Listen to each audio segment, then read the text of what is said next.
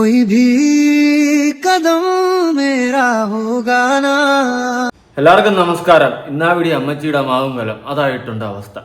ഈ സഫ, മെഹനാസ്, ലല്ലു, ഫസ്മിന ഇതെല്ലാം ഉടായ്പാണെന്ന് ഞാൻ തുടക്കം മുതലേ പറഞ്ഞു. ഇതിൽ ഒരെണ്ണം പോലും നല്ലതില്ല എന്നും ഞാൻ പ്രത്യേകം എടുത്തു പറഞ്ഞിട്ടുണ്ടായിരുന്നു. അതിപ്പോ വരെ എല്ലാം സത്യമായിക്കൊണ്ടിരിക്കുകയാണ് സുഹൃത്തുക്കളെ.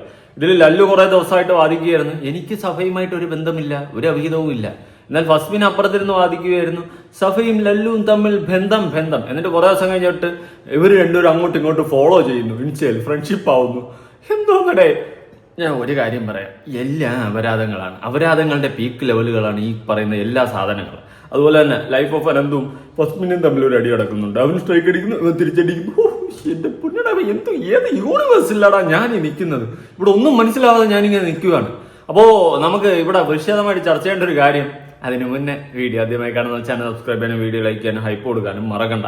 വിശദമായിട്ട് സംസാരിക്കേണ്ട ഒരു കാര്യം, സഫ ലല്ലു തമ്മിൽ ബന്ധമുണ്ടോ ഇല്ലയോ? അതായത് ബന്ധമില്ല എന്നാണ് ആര് പറയുന്നത്? ലല്ലുവും സഫയും പറയുന്നത്.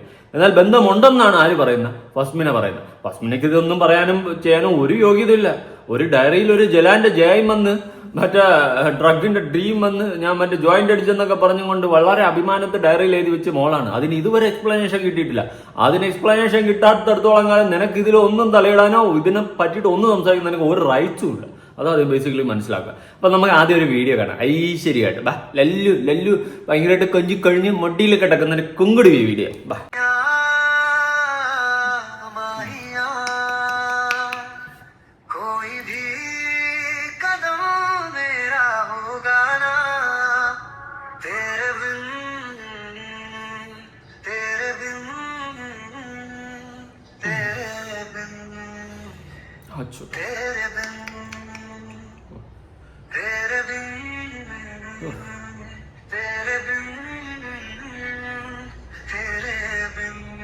കൊച്ചു കള്ള സുഖവും പിടിച്ചങ്ങ് കിടക്കുകയാണ്, ഞാൻ കിടപ്പ്. അപ്പൊ നമ്മളെല്ലാവരും ലല്ലുവിനെ കണ്ടല്ലോ. ഇത് ലല്ലു അല്ല, ഇനി ആണെന്നൊന്നും പറയല്ലേ. അപ്പോൾ ലല്ലു ആരുടെ മടിയിലാണ് കിടക്കുന്നത്? ഫസ്മിനയുടെ ആണ്. അതാണ് ഇവിടുത്തെ ഒരു സംശയാസ്പദമായിട്ടുള്ള കാര്യം. ഫസ്മിനയുടെ മടിയിലാണോ ഇനി ലല്ലു കിടക്കുന്നത് എന്നാലും ആർക്കെങ്കിലും തോന്നും. അപ്പൊ ഈ മാല കണ്ടല്ലോ, ഇവന്റെ മടിയിൽ കിടക്കുന്ന ഈ പെൺകുട്ടിയുടെ മാല കണ്ടല്ലോ. ഇതിൽ ഒരു ലോക്കറ്റൊക്കെ ഉണ്ട്, റൗണ്ട് സംഭവം. അതിൻ്റെ അകത്തൊരു കറുത്ത സംഭവമൊക്കെ വെച്ചിട്ട് ലോക്കറ്റൊക്കെ ഉണ്ട്. തലയൊക്കെ തടവി സുഖമൊക്കെ പിടിച്ച് അവനാണെങ്കിൽ അങ്ങ് ആനന്ദിക്കുക, ആനന്ദ അശ്രു. പോട്ടെ, അത് വിട്. അപ്പൊ ഈ മാല കണ്ടല്ലോ. ഇനി ഞാൻ നിങ്ങൾക്ക് വേറൊരു വീഡിയോ കാണിച്ചു തരാം.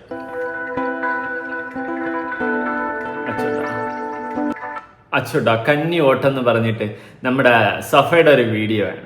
നല്ലൊരു വീഡിയോ ആണ്. ഈ വീഡിയോയിൽ സഫ ഇട്ടിരിക്കുന്ന മാല കണ്ടോ? വാവ്, അമേസിങ്. ഇനി നിങ്ങൾ ആ ഫോട്ടോയും ഈ ഫോട്ടോയും കൂടി ഒന്ന് നോക്കിയേ, എങ്ങനെയുണ്ട്? അടിപൊളിയല്ലേ? ഇപ്പൊ മനസ്സിലായില്ലേ? എങ്ങനെ? ഇത് രണ്ടും ഒരു മാലയാണ്.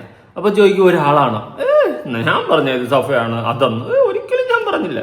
ഇനി ഇവളുടെ ഒരു കൈയുടെ ഒരു പ്രസൻസ് ഒക്കെ നിങ്ങൾ ഈ ഇതിൽ തന്നെ ജസ്റ്റ് ഒന്ന് കണ്ടല്ലോ, മനസ്സിലായല്ലോ ആരാണ് എന്നൊന്ന് നിങ്ങൾ വേണമെങ്കിൽ ചിന്തിക്ക്. രണ്ട് മാലയും ഒന്ന്, അവളുടെ വീഡിയോ ഒന്ന്.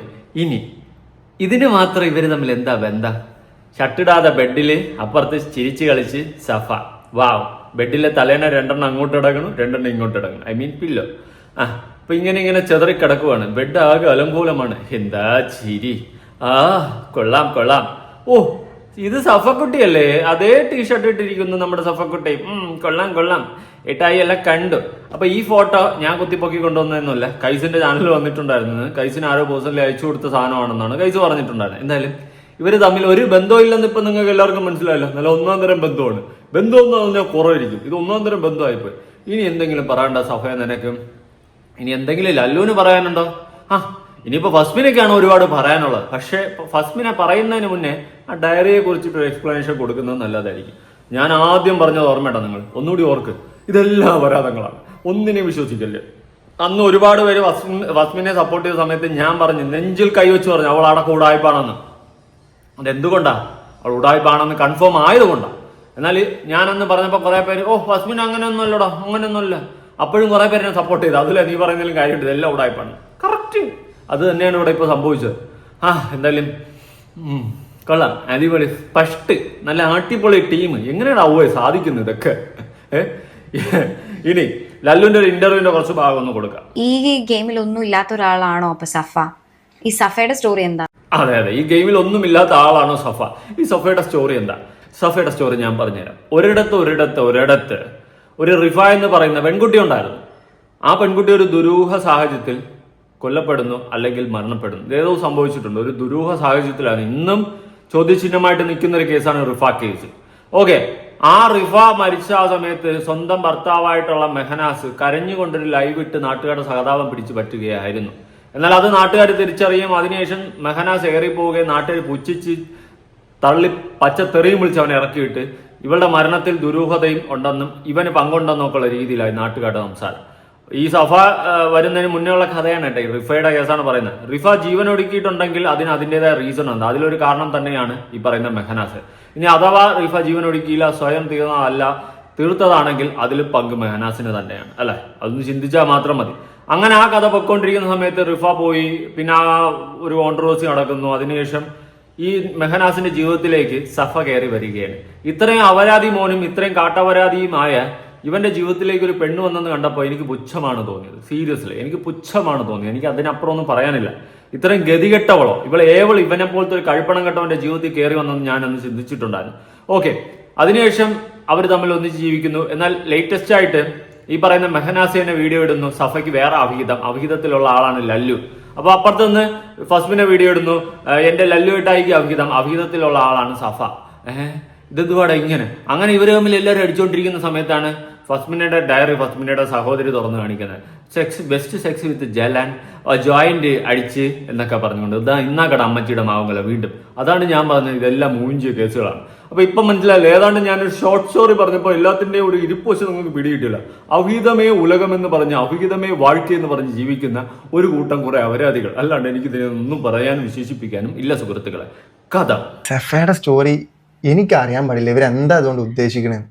നിനക്കൊന്നും അറിയാൻ പാടില്ല. നിനക്ക് ബെഡിൽ കയറി കിടക്കാനും കുലിപ്പാഴ റൗണ്ട്സിനും നിനക്ക് അറിയത്തുള്ളൂ. നിനക്ക് വേറൊരു തേങ്ങ നിനക്ക് അറിയത്തില്ല. നിനക്ക് വേറെ ഒന്നും അറിയത്തില്ലടാ. നീ കില്ലടി തന്നെ. ഞാൻ ആദ്യമേ പറയുന്ന ഒരു കാര്യമാണ്, ഇവൻ ലോക ഉടായ്പ. ഇവനേക്കാൾ ഉടായ്പാണ് ഇവന്റെ കൂടെ നിൽക്കുന്നത്, ഇവന്റെ ഓപ്പോസിറ്റ് ഇരിക്കുന്നതല്ല. ഉള്ള കാര്യം പറയാമല്ലോ. അയ്യോ, നിനക്കൊന്നും അറിഞ്ഞൂടാ. നീ പച്ചവെള്ളം ചവച്ചരച്ച് കുടിച്ചിറക്കുന്ന കുഞ്ചിട് വാവ കഴിപ്പണം കേട്ടവനെ.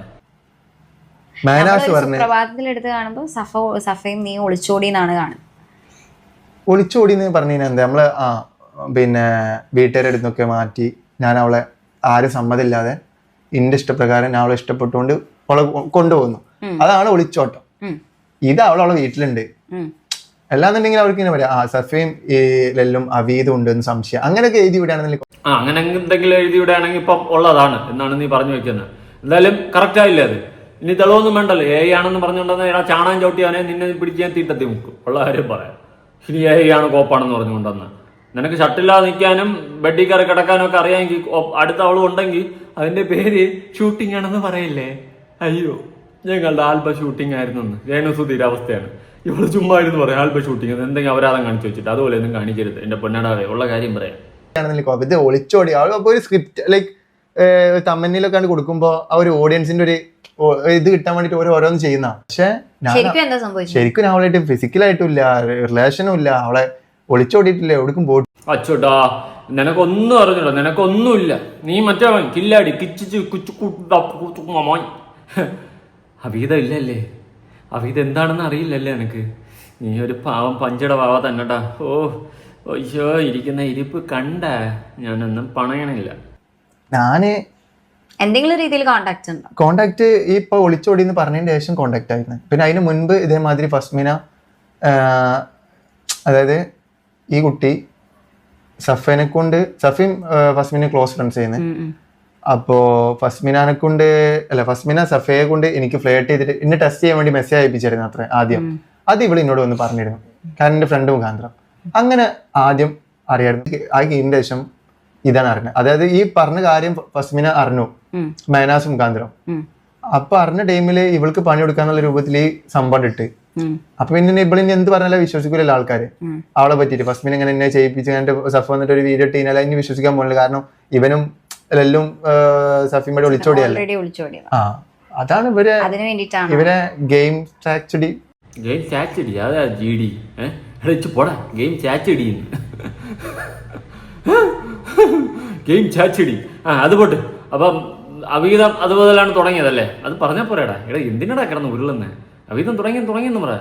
ഞാൻ ഈ ലോകം കണ്ട നന്മ ഓരോന്നൊന്നും ഞാൻ പറയുന്നില്ല. പക്ഷേ നമ്മളെ കുറിച്ച് ഒരു അലിഗേഷൻ വന്നു കഴിഞ്ഞാൽ ഞാൻ കിടന്ന് ഉരുളാൻ നിൽക്കത്തില്ല. ഉള്ളതുപോലെ പറയും. പിന്നെ ഓപ്പോസിറ്റ് നിൽക്കുന്നതിനെ വലിച്ചു ഒട്ടിച്ചിട്ടേ വിടത്തുള്ളൂ. അത് വേറെ കാര്യം. അത് വിട്, അത് നമ്മുടെ കാര്യം.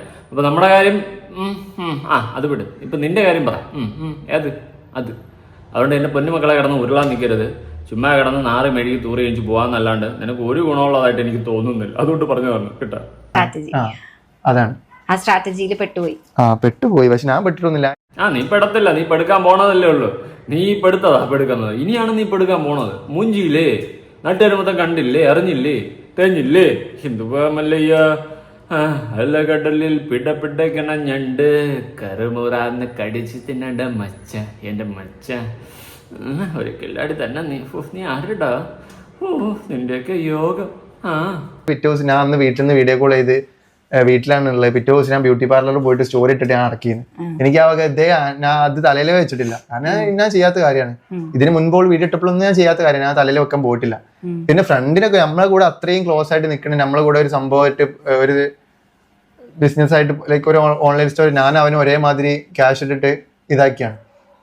അപ്പോ അങ്ങനത്തെ ഒരാളെ ഇന്റെ ഒരു ഈ കോളനി പ്രശ്നത്തില് അവന്റെ കാല് അവനെ ഇതാക്കി വീഡിയോ എടുത്ത് അവനെ ഉപദ്രവിക്കാന്നൊക്കെ പറയുമ്പോ എനിക്ക് പറ്റില്ല. പക്ഷെ അന്ന് തന്നെ അത് കഴിഞ്ഞ പാട് അന്ന് തന്നെ എൻ്റെ ഉമ്മ ഇങ്ങനെ ഹോസ്പിറ്റലിൽ ഇങ്ങനെ വയ്യാതെ ആയിന്ന്, ലൈക്ക് ഉമ്മക്ക് വയ്യ എന്നൊക്കെ പറഞ്ഞിട്ട് കോളും വന്ന്.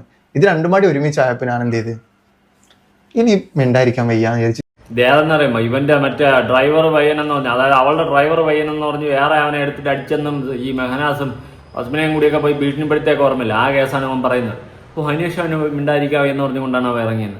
എടാ നീ ഇപ്പുറത്തെ റൂമിൽ ഇരിക്കുമ്പോഴാണ് നിന്നെ അപ്പുറത്തെ റൂമിൽ ഇരുന്ന് അവളെ കുറ്റം പറയുന്നതെന്ന് വരെ നീ പറഞ്ഞിട്ടുണ്ട്. അങ്ങനെയൊക്കെ നിങ്ങളെല്ലാവരും പ്ലാൻ ചെയ്ത് കളിച്ച കളിയാണെന്ന് വളരെ വ്യക്തമായിട്ട് അറിയാം. ഇപ്പോഴും നീയൊക്കെ പ്ലാനിങ് ആണ്. ഈ എന്താ പറയാ, അങ്ങോട്ടും ഇങ്ങോട്ടും മാറി മാറി സെക്സ് ചെയ്യുന്ന പരിപാടിയാണോ നീയൊക്കെ ചെയ്യുന്നതെന്ന് വരെ എനിക്ക് ഡൗട്ടുണ്ട്. ഞാൻ ഉള്ള കാര്യമാണ് പറയുന്നത്. എനിക്കങ്ങനെ ഡൗട്ടുണ്ട്. കാരണം നീയൊക്കെ എല്ലാം ഉടായ്പകളാണ്. എന്തൊക്കെ മാനിയക്കുകളാണ് നീയൊക്കെ കാട്ടിക്കൂട്ടുന്നതെന്ന് ദൈവത്തിന് പോലും അറിഞ്ഞുകൂടെ. അതുവരെ ഞാൻ ഈ ഒരു മാസ്കും വെച്ചിട്ട് ഇങ്ങനെ നടക്കിയിരുന്നു. ഈ പുറത്തോട്ട് പോകുമ്പോൾ ടീ കുടിക്കാൻ പോകുമ്പോഴും ഒരു സിപ്പ് ടീ ഞാൻ എങ്ങനെ കുടിക്കാറിയോ, പുറത്തോട്ട് പോകുമ്പോൾ ടീ ഷോപ്പ് പോകുമ്പോൾ മാസ്ക് വരും, ടീ കുടിക്കും, എന്നിട്ട് പിന്നെ മാസ്ക് ഇടും, ഒരു സിപ്പ് അടിച്ചിട്ട് ഇങ്ങനെ നടന്നിരുന്നേ. അച്ചോടാ ആണോടാ, അത്രയ്ക്ക് സെലിബ്രേറ്റ് ചെയ്യായിരുന്നാ നീ? ഇനി മൊത്തം ഹെൽമെറ്റ് വെച്ചുകൊണ്ട് പോകേണ്ടി വരും. ഇത്ര നാൾ മാസ്ക് ആയിരുന്നില്ലേ? മിക്കവാറും ഇങ്ങനെ പോയാണെങ്കിൽ നീ ഹെൽമെറ്റ് വെച്ചുകൊണ്ട് പോകേണ്ടി വരും. അല്ലെങ്കിൽ എന്നിട്ട് 2 ജെട്ടി എക്സ്ട്രാ ഇടേണ്ടി വരും. അല്ലെങ്കിൽ കല്ലറി കൊണ്ട് നിന്റെ ടട്ട വെടിവെച്ചെടുത്ത് നാട്ടുകാരുടെ. ഇങ്ങനെ ഓരോരുത്തന്മാരെ അപരാധങ്ങളുമായിട്ട് ഇറങ്ങിക്കോളും. തമാശ പറഞ്ഞല്ല, എല്ലാവർക്കും കേൾക്കുമ്പോൾ ഒരു ജോക്കായിട്ട് തോന്നും. പക്ഷെ ഇത് ഒരാളെ അത്രത്തോളം നാണം കെടുത്തിക്കുന്ന അവള്. ഞാൻ പുറത്തോട്ട് പോയാ ഇത് അവനല്ലേ ഇത് ഇവനല്ലേ എന്നറിയും. അത് നമ്മൾ നല്ല ആളായിട്ടല്ലേ പറഞ്ഞ, ഇവൻ ആ ഒരു സെറ്റപ്പാണ് നമുക്കറിയാം. പക്ഷെ നമ്മളെന്നീ ചിരിച്ചാണ്ട് ആ ഒരു മൂഡിലാണ് വിടുകയും ചെയ്യും. നമ്മൾ ആരായിട്ടും വള്ളി പിടിക്കാനോ ഒന്നിനും നമ്മൾ ഇതുവരെ പോയിട്ടില്ല. ഇങ്ങോട്ട് ഇങ്ങനെ ഇവളിങ്ങനെ വന്ന് വള്ളി തരികയെന്നല്ലാതെ ഞാൻ അവൾക്ക് അങ്ങോട്ടൊരു വള്ളി കൊടുക്കാനോ ഇതിനൊന്നും ഞാൻ ഇതുവരെ പോയിട്ടില്ല. ആടാ നീ പച്ചവെള്ളം വീണ്ടും ചവച്ചരിച്ച് കുടിക്കുന്ന പിഞ്ചു പിള്ള. നിങ്ങൾ അപരാധ കഥകളും അവീത കഥകളും കേട്ടും കണ്ടുപിടിക്കുന്ന നാട്ടുകാർക്ക് പിന്നെ നിന്നെയൊക്കെ ഇറങ്ങുമ്പോൾ സൂപ്പറാ ലല്ലു അല്ലേ ലല്ലു ടൈയല്ലേ എന്ന് പറയാടാ നിന്നെ പിടിച്ച് ഉമ്മയും കൂടി തരാം നാട്ടുകാർ. അവനെ കാണുമ്പോൾ ആൾക്കാർ നോക്കുന്നു ഇത് അവനല്ലേന്ന്. അപരാധി മോൻ അവനല്ലേ അത് പറയും. പിന്നെ അവളും കണക്കാര് ഫസ്മിനയും കണക്കാ. അതുകൊണ്ട് നീ സേഫാ. നീയൊക്കെ എല്ലാം കണക്കായിട്ട് എല്ലാത്തിനും ഉളുപ്പില്ലാത്ത ടീംസാ. നീയും ഫസിയും ബ്രേക്കപ്പ് ആവാനുള്ള റീസൺ എന്തായിരുന്നു? ഞാൻ പറഞ്ഞില്ലേ, ഈ ഇപ്പൊ ഡയറിയിൽ എഴുതി വെച്ചില്ലേ ആ പയ്യനായിട്ടുള്ള, ഞാൻ ആദ്യമേ പറഞ്ഞു ഈ സംഭവം എത്താത്ത പോസ്റ്റ് ചെയ്യുന്നതിന് മുൻപ് ഞാൻ പറഞ്ഞിരുന്നേ ഇവനായിട്ട് അവീതും ഡ്രഗിന്റെ യൂസും കാരണത്താലാണ് ഞാൻ ബ്രേക്കപ്പ് ആയി. ഇവനായിട്ടുള്ള ഞാൻ ഓൾറെഡി ചാറ്റും കാര്യങ്ങളൊക്കെ ബുക്ക് ചെയ്യുന്ന ലവ് യു ആയിട്ടുള്ള മെസ്സേജ്, അതിന്റെ ഒരു വോയിസ് ക്ലിപ്പ് ഉണ്ട്. ഞാനിപ്പോ ഒന്ന് എടുക്കാം. ഒറ്റ മിനിറ്റ്. ട്രെയിനിൽ വെച്ചാണ് നീ ജലന് മെസ്സേജ് അയച്ചിട്ട് ലവ് യു മിസ് യു എന്ന് പറഞ്ഞൊക്കെ എന്താ ആ കയ്യിലൊക്കെ എന്താ ഞാൻ വിളിക്കണ്ടേ? ഈ ഒരുമാതിരി വർത്താനം പറയല്ലേ. അപ്പൊ ഞാൻ അങ്ങനത്തെ എന്തെങ്കിലും ലവ് യു ആയിട്ട് മെസ്സേജോ അല്ല നീ വന്നിട്ട് കാണാന്നോ അങ്ങനെ എന്തെങ്കിലും ഞാൻ പറഞ്ഞോ? ഈ ക്ലിപ്പാണ് ഇപ്പൊ നിങ്ങളെല്ലാരും കണ്ടില്ലേ. ഇതിൽ അവളോട് ഞാൻ ചോദിക്കുന്നുണ്ട് ഈ കേസ് ഇതാണ് സംഭവം. ഇനിയിപ്പോ ഇതിന് കൂടുതൽ എന്താ പറയണ്ടേ? എനിക്കൊന്നും പറയാനില്ല.